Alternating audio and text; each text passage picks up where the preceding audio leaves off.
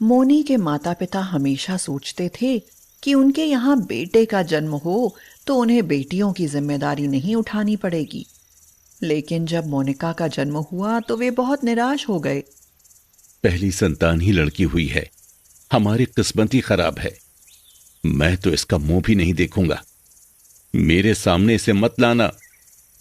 भगवान ही हमसे रूठे हुए हैं, नहीं तो पहले बेटा ही दे देते। मेरी सहेली नीता और मोहिनी के यहाँ तो पहले पहले बेटे का ही जन्म हुआ था। वे कितनी भाग्यशाली हैं। अब तो इंतजार ही करना पड़ेगा। अगली बार देखो, कहीं फिर लड़की हो गई तो तब तो हम कहीं के नहीं रहेंगे। लेकिन होनी को कौन टाल सकता है। किस्मत में जो होता है वही होता रहता है, उसे कोई नहीं रोक सकता। अगली बार फिर उनके यहाँ बेटी हुई तो उनके घर जैसे सन्नाटा छा गया। मधु तो बाकायदा रोने लगी, जैसे उसके यहाँ कोई शोक हो गया हो, कोई मर गया हो। महेश भी मातम मनाता रहा। पूरे दिन उसने कुछ भी नहीं खाया पिया। हे भगवान, ये कैसी सजा दे रहे हो? क्या हम बेटे का मुंह नहीं देख पाएंगे? दो लड़कियां छाती पर मूंग दलने आ गईं। अरे ये तो पराया धन है। सब धन संपदा बटोर कर अपने घर चली जाएंगी।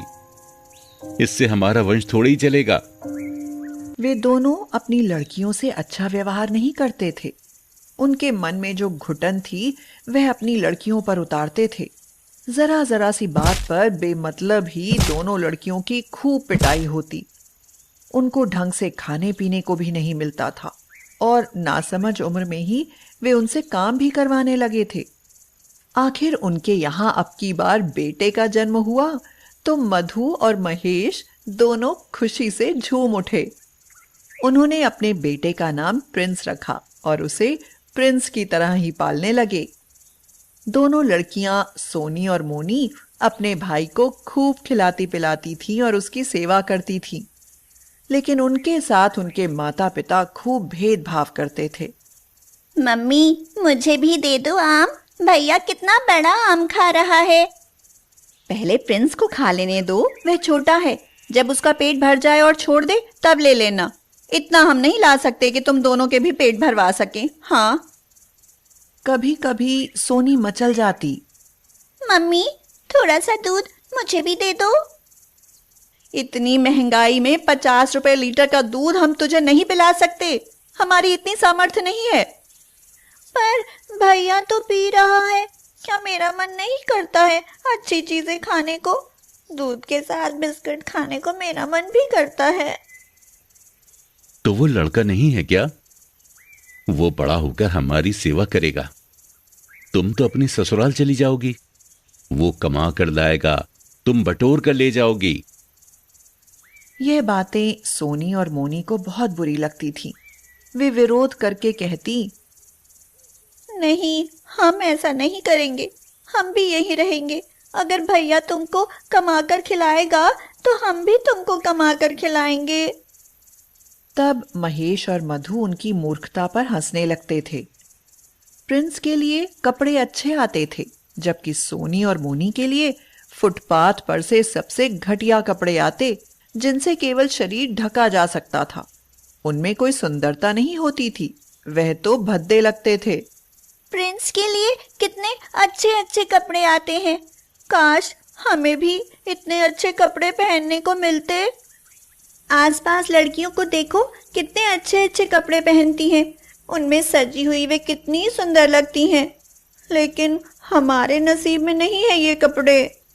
लेकिन महेश साफ कह देता, हमारी इतनी औकात नहीं है जो हम इतना खर्चा कर सकें। लेकिन लड़के को तो अच्छा पहनाना ही है। अरे वो लड़का है, बाहर अच्छे स्कूल में जाता है, तो उसकी इंसल्ट नहीं होगी क्या? तुम्हारा क्या है, तुम तो घर में ही रहती हो। सोनी और मोनी आपस में कहती, कोई बात नहीं, वह हमारा छोटा भैया है। सोनी और मोनी जब बड़ी हुई तो उनका एडमिशन गांव के सरकारी स्कूल में करवा दिया गया। सोनी और मोनी का हमें खर्च नहीं करना पड़ेगा। उन्हें स्कूल से वजीफा और ड्रेस भी मिलेगा और खर्चा भी। हाँ, और इतना सारा खर्च बचेगा तो प्रिंस को इंग्लिश मीडियम में पढ़ाएंगे। हाँ, अच्छी पढ़ाई होगी तो जीवन में वह कुछ बन सकेगा। लेकिन प्रिंस लाड़ प्यार में बिगड़ने लगा था। उसे ढेर सारे रुपए मिलते थे, पर वह उन सबको चटोरेपन में उड़ा देता था। थोड़े दिनों के बाद प्रिंस की जरूरतें बढ़ती चली गईं। पापा, 20,000 रुपए चाहिए। क्यों? मैं टूर पर जाऊंगा और कुछ सामान भी लेना है। पर बेटा, इतनी जल्दी जल्दी रुपए कहां से लाऊं? प्रिंस महेश पर अकड़ने लगा था। वह ऐंठते हुए बोला, देने तो पड़ेंगे ही। आखिरकार महेश को रुपए देने ही पड़े। उसके पास तो थे नहीं, तो वह अपने दोस्त से उधार मांग कर लाया। लेकिन महेश को प्रिंस के व्यवहार पर बहुत दुख हुआ। मधु, देखो प्रिंस पर कितने रुपए खर्च हो रहे हैं, लेकिन उतना अच्छा रिजल्ट नहीं आ रहा। जबकि मोनी और सोनी स्कॉलरशिप से पढ़ाई कर रही हैं और साथ ही साथ घर का भी काम करती हैं। तो क्या हुआ, वे लड़कियां हैं, उन्हें तो करना ही पड़ेगा। अब लड़के घर का काम थोड़ी ना करेंगे।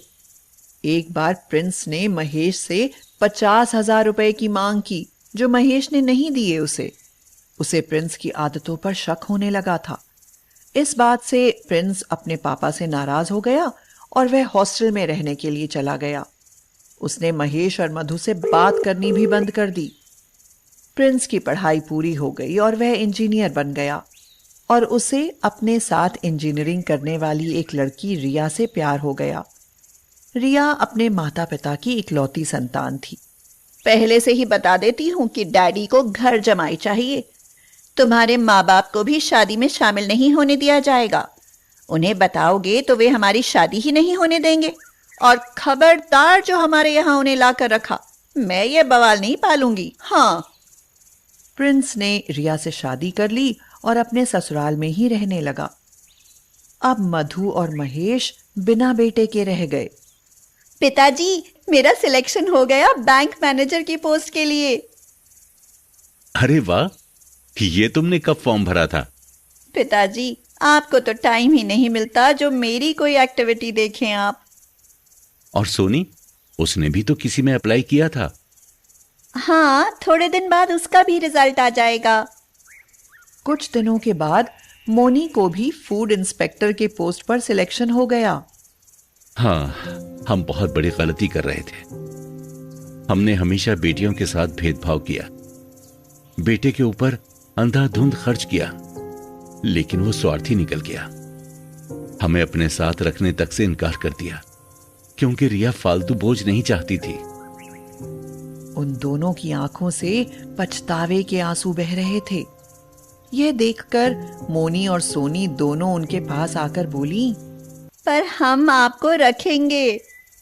चल हट, बड़ी आई अपने साथ रखने वाली।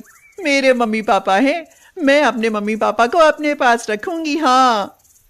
मधु और महेश ने एक दूसरे की ओर देखा और हंसते हुए बोले, तो झगड़ा क्यों कर रहे हो तुम दोनों? हम दोनों के पास रहेंगे 6 महीने। अब खुश? सभी लोग हंसने लगे। महेश और मधु को अपनी बेटियों पर नाज था।